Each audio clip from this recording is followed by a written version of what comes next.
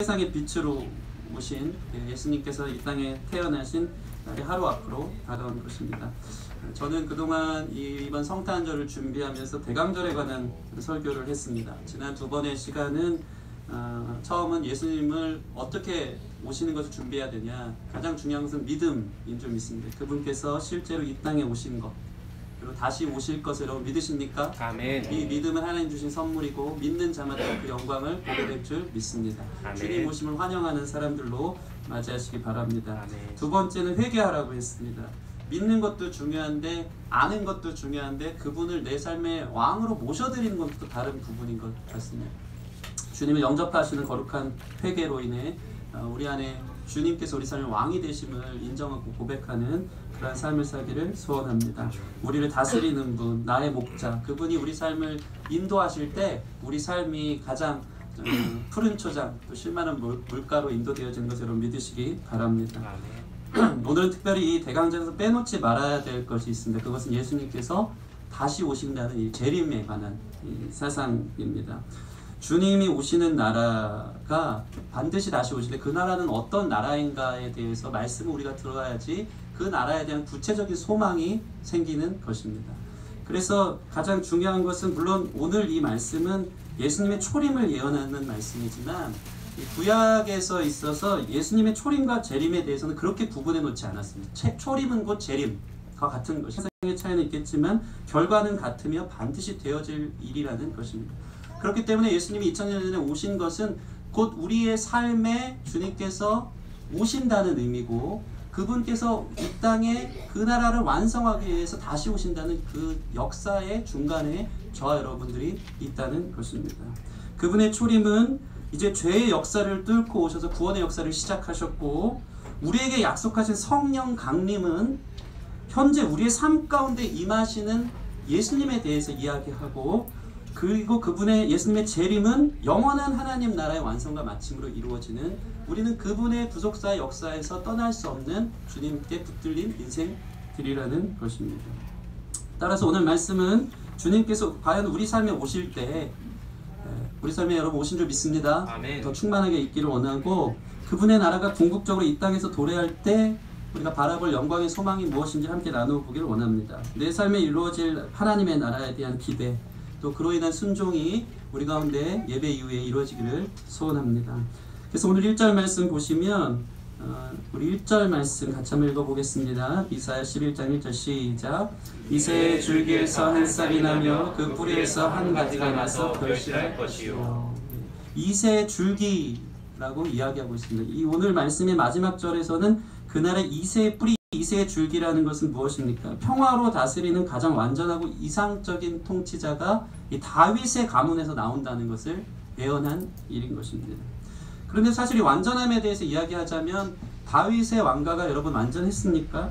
그렇지 않았습니다. 물론 이스라엘 역사 속에서 가장 롤모델이 될 만큼 가장 번성하고 가장 평화롭고 했었지만 사실 다윗 왕조도 우리가 아는 것과 같이 죄의 역사에 온전치 못한 통치였던 것입니다. 전쟁의 역사였고 가족끼리 이렇게 반역하면서 서로 배신하는 반역의 역사였고 그 아들 솔로몬은 우상의 역사를 만들고 분열의 역사를 만들어내는 그런 의미에서 예수님께서 이새의 뿌리에서 나시는 것은 인간이 생각할 수 있는 가장 이상적인 회복인 것 같지만 다윗 왕조는 예수님이 오실 그림자에 불과하다라는 것이 오늘 말씀의 시작이 저와 여러분들에게 보여주는 거예요. 곧 다윗 왕조가 되는 것이 아니고 그것을 이어받는 것이 아니고 그것을 완성케 한다는 의미라는 것입니다. 그래서 사실 이사야서를 보면요, 이스라엘 백성들에 대한 심판을 하나님께서 강력하게 명령하십니다. 다윗 왕조로 인해서 만들어진 그 온전치 못한 하나님의 공의의 잣대 속에 볼 때 아무것도 남지 않을 것 같은 그것을 하나님께서 심판하시고 불사른다는 이미지가 강한 것입니다. 하나님의 기준과 하나님의 완전하신 가운데 부합되는 나라는 이 땅에 없다는 것입니다. 다윗 왕조일지라도. 이 얘기는 곧 인간의 역사 안에는 선함이 없는 것입니다. 그래서 우리가 주목할 것은 이 이새의 줄기에서 다윗 왕조가 재현되는 것이 아니라 인간의 죄의 역사 속에 유일한 희망이신 완전히 다른 그분의 나라가 싹 튀어진다는 것에 주목해야 되는 줄 믿습니다. 이새의 줄기 속에 한 줄기에 한 싹이 난 거예요. 생명력이 거기서 시작된 거예요. 이 땅의 역사는 죄의 역사, 죽음의 역사라면 예수님의 오심은 생명의 역사라는 것입니다. 새로운 생명력, 새로운 역사의 시작, 소망이 없는 인간의 역사에 오신 소망의 시작이 곧 예수님이 오신 성탄절인 줄 믿습니다. 그래서 예수님을 보시면 주님 안에서 있는 사람은 새로운 생명이 시작되는 것입니다. 이사야에 보면 예수님에 대해서 이렇게 표현하고 있습니다. 예수님을 연한 순과 같다고 말하고 있습니다. 연한 순하면 상당히 약해 보이지 않습니까? 근데 이 연한 순처럼 강한 것이 없습니다. 왜냐하면 연한 순에는 무엇이 있습니까? 생명력이 있는 거예요. 생명력. 인간의 역사는 죄의 역사, 죽음의 역사, 생명과는 거리가 먼데, 그러나 연한 순과 같은 예수님의 생명은 겨울처럼 딱딱한 대지를 뚫고 나올 수 있는 가장 강력한 능력이 되는 것입니다. 생명이 없는 것 같은 추운 겨울의 역사 속에서 예수님을 모신 자들에게는 영적인 봄날이 시작되는 것을 여러분 믿으시기 바랍니다. 예수님은 저와 여러분에게 새로운 생명의 시작을 보여줍니다. 겨울같이 딱딱한, 죄로 인해 완고한, 도저히 생명력이 없을 것 같지만 그 안에 연한 순과 같은 생명력이 예수님 안에서 피어올라 우리에게 봄의 나라를 이루어 주신다는 것입니다. 그분은 생명의 나라, 살리는 나라, 평화의 나라입니다. 그분의 나라에 속하시는 저와 여러분 되었으면 좋겠습니다. 예수님은 어떤 분이시기에 그렇습니까? 우리 2절 말씀 한 명의 영이요 모략과 재능의 영이요 지식과 여호와를 경외하는 영이 강림하시리니. 아멘. 그는 어떤 분이냐면 여호와의 영이 그 위에 부어진 분, 하나님의 기름 부으심, 왕적인 기름 부으심이 부어진 분인데, 이 2절에서 얘기하는 모든 지혜와 총명, 모략과 재능, 지식과 여호와를 경외하는 이 영은 이 왕으로서의 자질을 갖춰야 되는 덕목을 이야기하고 있습니다. 우리가 이 구절을 그저 2절 말씀 구절을 쑥 읽어가면, 쑥 훑어가면서 보면 그냥 좋은 말들은 있는 데로 다 갖다 붙여놨구나, 그분 우리의 왕이시구나, 이렇게 이 정도로 지나갈 수 있는데, 이 설교를 통해서 그 의미를 좀 깊이 있게 좀 되새기면 더 큰 은혜가 저 여러분 가운데 나눠질 줄 믿습니다.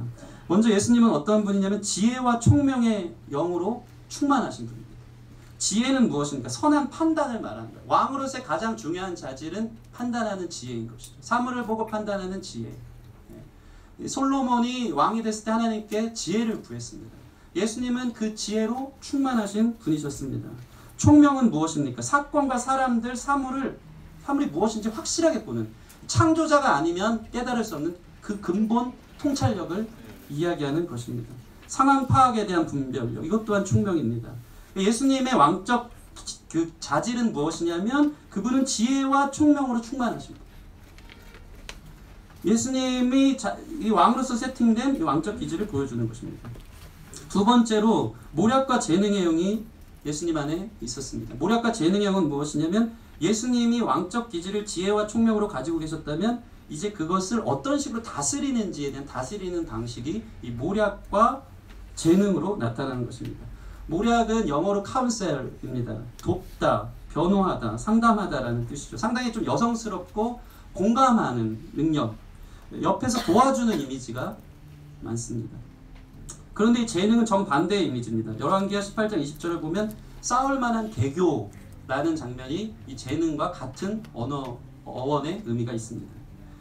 이건 상당히 남성적입니다. 전쟁과 정책의 계획, 나라를 다스리기 위한 전략 구성에 대한 개교, 이것이 바로 재능인 것입니다.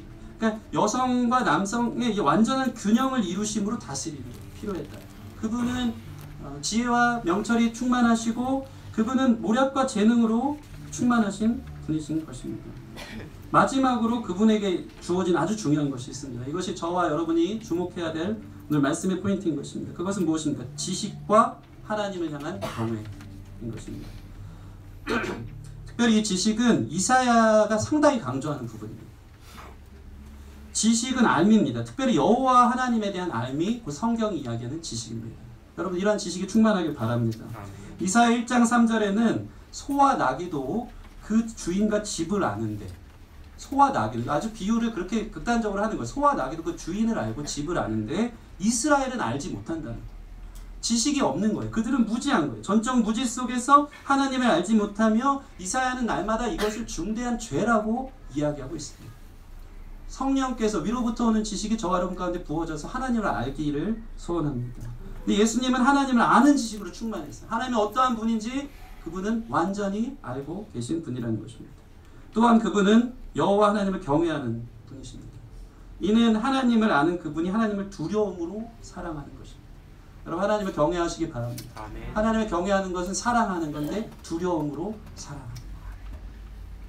하나님을 의식하고 하나님이 뭐가 싫고 좋은지를 알고 두려워하며 사랑하는 것입니다. 그래서 이 경외의 방식에 대해서는 3절에서 5절 좀 더 구체적으로 예수님이 어떻게 하나님을 경외했는지, 그분을 알고 그분을 경외함, 그분을 어떻게 두려움으로 사랑했는지가 잘 나타나 있습니다. 우리 3절에서 5절 말씀 함께 읽겠습니다. 시작. 그가 여호와를 경외함으로 즐거움을 삼을 것이며 그의 눈에 보이는 대로 심판하지 아니하며 그의 귀에 들리는 대로 판단하지 아니하며 공의로 가난한 자를 심판하며 정직으로 세상의 겸손한 자를 판단할 것이며 그의 입에 막대기로 세상을 치며 그의 입술의 기운으로 악인을 죽일 것이며 공의로 그의 허리띠를 삼으며 성실로 그의 몸의 띠를 삼으리라. 아멘. 하나님을 경외하는 영이 어떠한 방식으로 왕으로 임하셨음에도 불구하고 하나님을 경외하는 그분이 어떠한 방식으로 이 땅을 다스리시는지에 대해서 3절에서 5절 말씀은 이야기하는 것입니다. 이것은 매우 중요합니다. 왜 그렇습니까? 그분은 왕이시지만 또한 참 사람으로 이 땅에 오신 것입니다. 그래서 인간으로서 위로 계신 하나님을 어떻게 의식하며 살아야 되는지를 매우 중요하게 예수님의 삶 속에서 보여주신 것입니다. 왕이지만 또한 한 사람으로 어떻게 하나님을 경외하는 것인지, 사람으로서의 원래의 제 자리가 무엇인지, 이것이 얼마나 중요한 것인지 그 질서를 보여주고 있는 것입니다. 그래서 3절 보면요, 예수님은 그의 눈에 보이는 대로 심판하지 않는데요, 그의 귀에 들리는 대로 판단하지 않는데요. 예수님의 2절 말씀은 그분은 완전하신 분이에요. 그분의 통치는 완전하시고 그분의 통치는 언제나 완벽합니다. 근데 그분은 하나님을 경외하기 때문에 3절 말씀 보면 그의 눈에 보이는 대로 심판하지 않고 그의 귀에 들리는 대로 함부로 판단하지 않아요.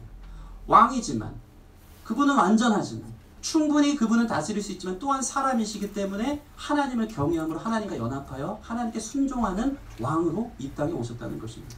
우리는 어떤 사람입니까? 스스로 왕이 되길 원하는데 완전합니까? 우리의 판단은 온전합니까? 우리는 지혜와 지식과 명철이 충분하잖아요. 사람의 자리에 들어가려고 하지 않는다는 것입니다. 예수님은 우리에게 그걸 보여주고 싶었어요. 그분의 겸손하심인 줄 믿습니다. 하나님을 경외하는 것이 사람의 원래 자리다. 모든 것을 갖고 계심에도 불구하고 주님은 철저히 하나님을 의식하며 그분을 경외함으로 살아갔다는 것입니다. 이 하나님을 경외하는 것은 이 구약의 신학적 주제예요. 이 지혜 문서, 욥기, 시편, 잠언, 전도서의 주제 아닙니까? 여러분 잘 아는 것처럼 잠언 9장 10절 보면 여호와를 경외하는 것이 지혜의 근본이요 거룩한 자를 아는 것이 명철이니라. 가장 지혜로운 사람, 이 세상에서 가장 똑똑한 사람은 자기 위에 하나님이 계시다는 것을 아는 사람인 줄 믿습니다. 아는 게 아니고 우리 삶 속에서 그걸 알면 의식하면서 사는 것. 하나님 앞에 서 있는 삶. 내 위에 주님이 계시구나. 나를 다스리는 분이 계시구나. 생명의 주관자가 계시구나. 사람이 그 걸음을 계획할지라도 그 걸음을 인도하신 분은 하나님이시다. 우리가 무엇을 계획하든 우리의 삶을 간섭하시고 인도하시는 그분의 주권이 있다는 것을 여러분 기억하는 것이 참 지혜자인 줄 믿으시기 바랍니다. 예수님의 사역의 방식은 늘 이런 식이었어요. 하나님의 시선을 의식하며 그분 앞에 철저히 순종하며 참 사람으로서의 자리를 지키셨습니다. 그래서 예수님은 늘 하시던 말씀이 있어요. 아버지께서 나를 보내신 뜻을 따라 내가 아버지의 계명을 지켜 내 아버지께서 내게 말씀하신 대로 내 아버지께서 약속하신 그것을 아버지께서 내 안에 계신 늘 아버지 중심성이 우리 예수님 안에 있었다는 것입니다. 이거 보니까 거의 아바타 수준이 아닌가. 하나님이 하시는 대로 그냥 움직이는 저 여러분들이 이런 삶이 되어지기를 바랍니다. 아버지가 하라는 대로 아버지 앞에 일절 순종하는 모습으로 충분히 스스로 완전한 능력이 있으신 그분이 순종의 질서 안으로 들어가셔서 참 사람의 모델이 되신 것입니다. 사람이 자기의 원래의 자리에 가는 것이 참 평안이요 참 질서인 줄 믿습니다. 예수님을 닮는 사람은 하나님 경외하는 사람 되는 줄 믿습니다. 이 최초의 사람 아담은 어땠습니까? 1절 순종하지 못해 범죄함으로 하나님을 떠났지만 예수님은 완전한 순종 속에서 하나님의 나라가 무엇인지를 보여주신 것입니다. 그래서 그분은 하나님께 순종하며 그분의 공의와 성실하심으로 일합니다. 4절에서 5절 말씀 보시면 그분의 공의와 정직이 가난한 자와 겸손한 자를 향해서 판단하고 세상 가운데 악인들을 그분의 입의 막대기로 죽이며 치실 것께서 말씀하시는 것입니다. 정리하자면 이렇습니다. 이세의 줄기에서 오시는 분은 예수님이신데, 예수님은 여호와의 영으로 충만해서 그 안으로는 지혜와 총명의 영으로 세상을 제대로 바라보시는 능력이 있고, 모략과 재능의 영으로는 이 세상을 어떻게 다스릴 것인지에 대한 완전한 방법이 있은 분이며, 그리고 그는 하나님을 아는 지식과 경외함으로 충만하여 참된 왕으로 하나님께 순종하며 다스리는 왕이 되심을 보여주고 있는 것입니다. 여기까지가 참 어렵습니다. 그죠? 그러나 잘 소화해서 여기까지 온 줄 믿습니다. 아멘. 은혜가 되셨습니까? 아멘. 아멘. 네. 저도 어려웠습니다. 설교가 어려우면 마음도 어려워져서 네, 마음이 좀 쉽게 은혜로 풀어져서 갔으면 좋겠습니다. 자, 이제 이사야는 이렇게 예수님이 어떠한 분인지를 보여주면서 6절로 시작하면서 그때에 라고 시작하십니다. 그러한 예수님의 다스리신 가운데 있는 그때에 어떤 나라가 이루어지는지에 대해서 이사야는 주목합니다. 이제 쉬우니까 잘 따라보시기 바랍니다. 예수님의 통치가 완전히 이 땅에 실현될 때에 어떠한 나라가 이루어지는지를 구체적으로 보여줍니다. 그 나라는 어떤 나라입니까? 우리 6절에서 8절 말씀 같이 읽겠습니다. 시작. 그때 이리가 어린 양과 함께 살며 도돔이 어린 염소와 함께 누우며 송아지와 어린 사자와 살찐 짐승이 함께 있어 어린아이에게 끌리며 암소와 곰이 함께 먹으며 그것들의 새끼가 함께 엎드리며 사자가 소처럼 풀을 먹을 것이며 정 먹는 아이가 독사의 구멍에서 장난하며 젖된 어린아이가 독사의 굴에서 손을 넣을 것이라. 아멘. 우리가 너무나도 잘 아는 말씀 아닙니까? 천국의 모습이겠다. 에덴 동산이 이런 곳이었겠다. 맞습니다. 이리가 어린 양과 함께 산대요. 표범이 어린 염소와 눕는데요. 말이 안 되는, 이 세상에서는 상상할 수 없는 세상을 예수님의 다스림의 방식 속에서는 이루어질 수 있다는 것입니다. 송아지가 어린 사자와 함께 있고 어린아이에게 끌리고, 그죠? 우리 항상 그 노래 하지 않습니까? 독사굴에 어린이가 손 놓고 장난쳐도 물지 않는 참사랑과 기쁨의 그 나라가 이제 속히 오리라. 아멘. 네. 다 아시는 줄 믿습니다. 네. 이 노래를 하는 거예요. 하나님 나라인 것입니다. 이런 나라가 온다는 것입니다.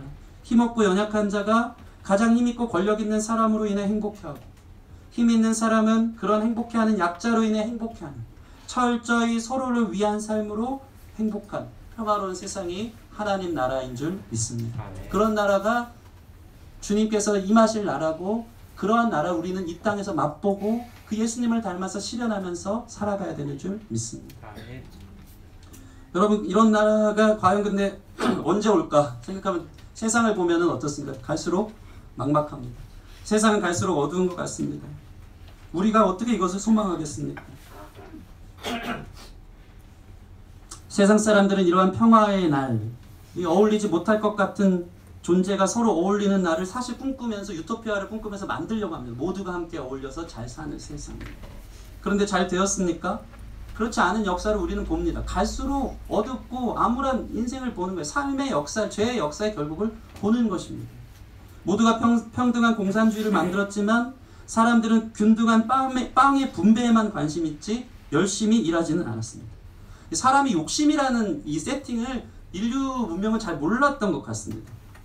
자기 보상만큼 오지 않기 때문에 그만큼 능률도 없어서 일하려고 하지 않는 게 공산주의 아닙니까? 그렇다고 가만히 보면 공산주의가 여러분 평등합니까? 그렇지 않더라고요. 공산주의에도 가장 큰 신분과 격차가 거기에도 존재하고 있는 것입니다.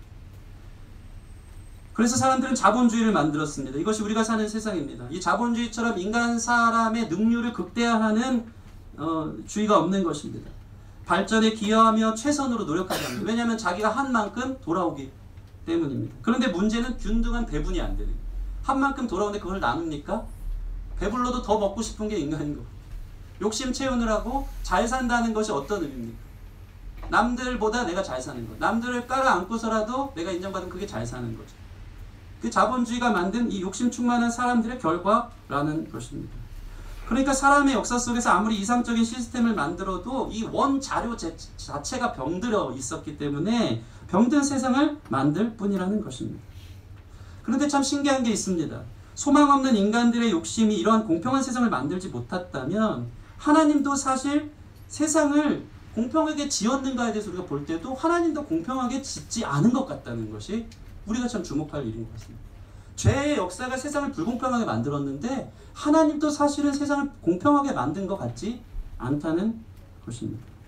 오늘 말씀도 보면요, 어떤 존재는 힘이 센 이리로 만들고 어떤 존재는 힘이 약한 양으로 만든 거예요. 표면적으로 보면 공평하지 않은 것이죠. 맞습니다. 우리의 삶은 어떻습니까? 엄마 뱃속에서 나오는 즉시 출발이 다릅니다. 태어나면서부터 어떤 사람은 축복과 환호 속에 태어난 사람도 있고 출생 순간부터 버려진 아이도 있습니다. 물론 죄의 역사의 결과지만 하나님도 공평하게 그들의 출생을 시작하게 하신 것 같지는 않습니다. 가난한 빈민에서 태어난 사람도 있고 평생 누군가의 도움을 받아야지만 사는 장애로 태어나는 사람도 있습니다. 시대를 잘못 만나서 전쟁 속에 태어나는 사람도 있고 기근을 만나는 사람도 있습니다. 사람들은 그것을 운명이라고 말합니다. 타고난 운명, 내 의지와 관계없이 주어진 삶. 여러분의 조건은 어떻습니까? 불공평한 세상이라고 이야기하고 있지 않습니까? 저는 흙수저입니다. 금수저입니다. 이야기하고 나의 부모를 보면 참 우리는 불공평한 것 같아요.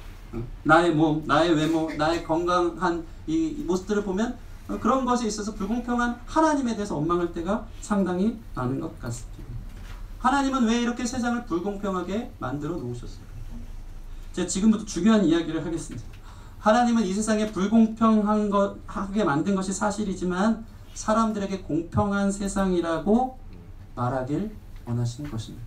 공평한 세상이라고 듣길 원하셨습니다. 이게 어떻게 가능합니까? 가난한 자의 입에서 공평하다고, 불의를 당하는 사람 입에서 공의하다고, 살만하다고 듣기를 원하시는데 이게 어떻게 가능하냐 이 말입니다. 그것은 바로 따라해 보겠습니다. 흐름입니다. 흐름.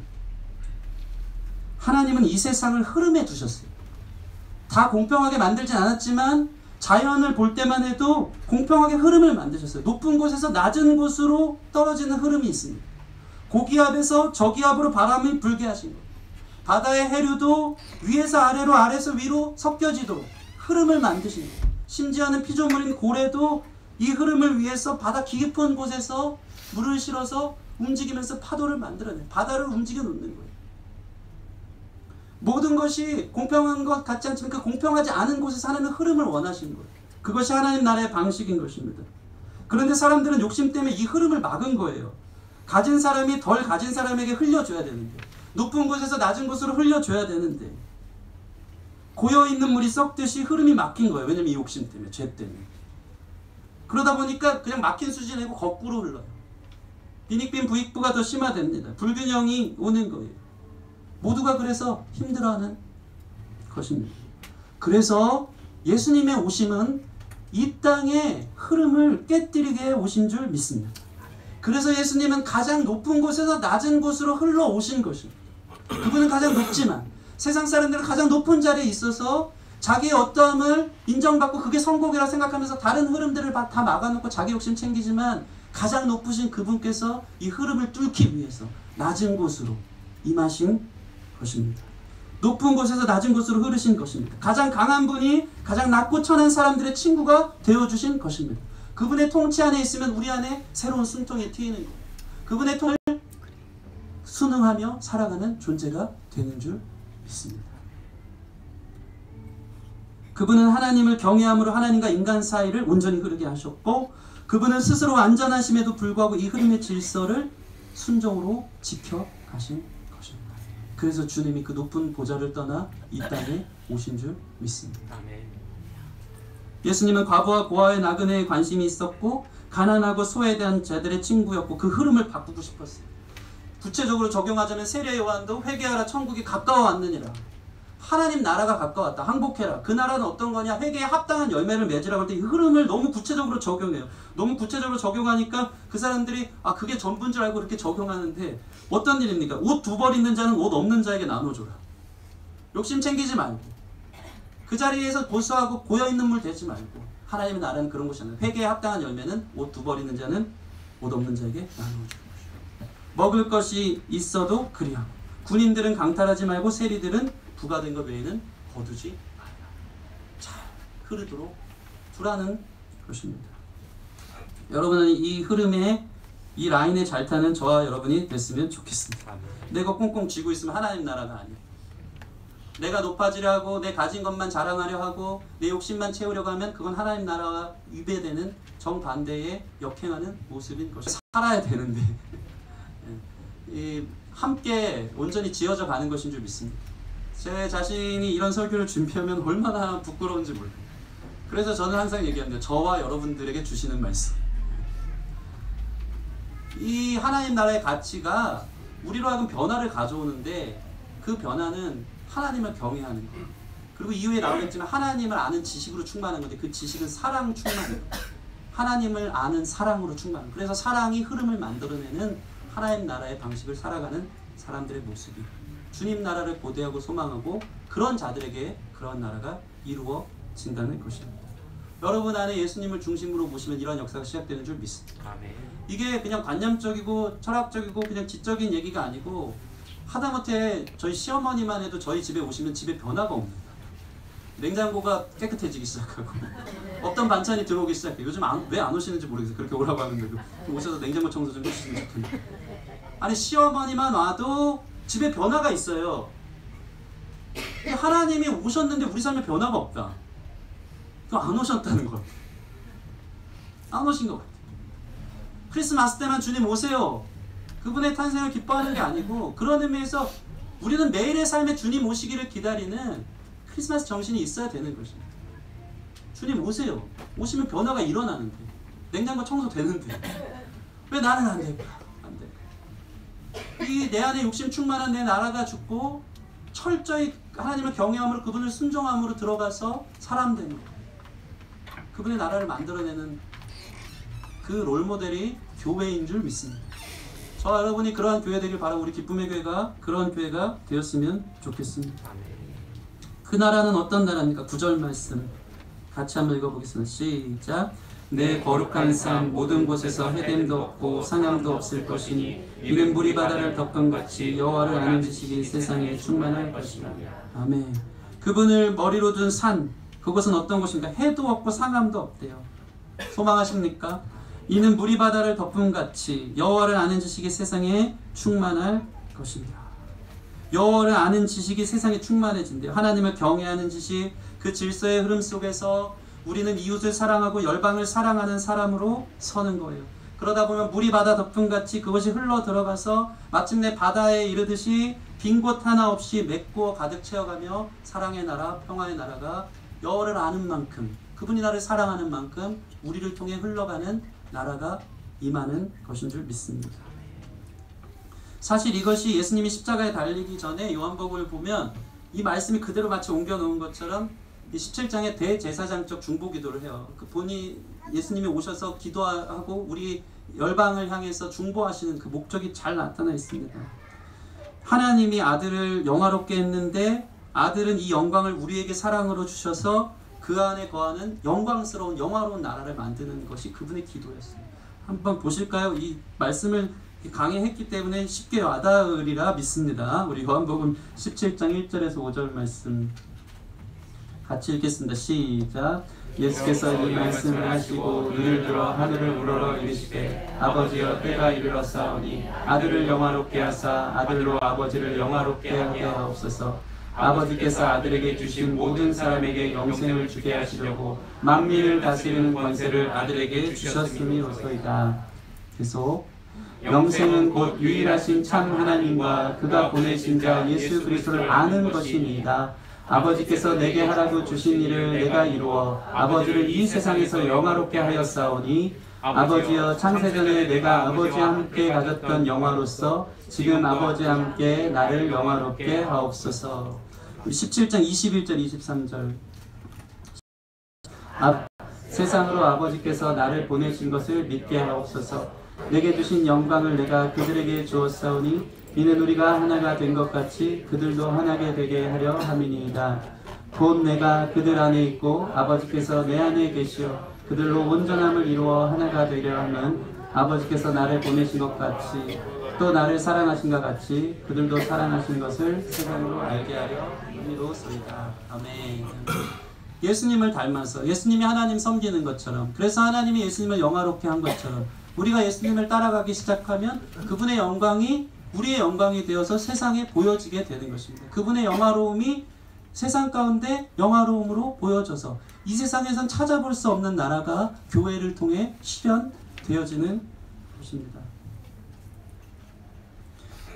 그 예수님이 오늘 깃발을 꽂으시는 거예요. 10절 말씀 보시면 같이 한번 읽을까요? 10절 시작.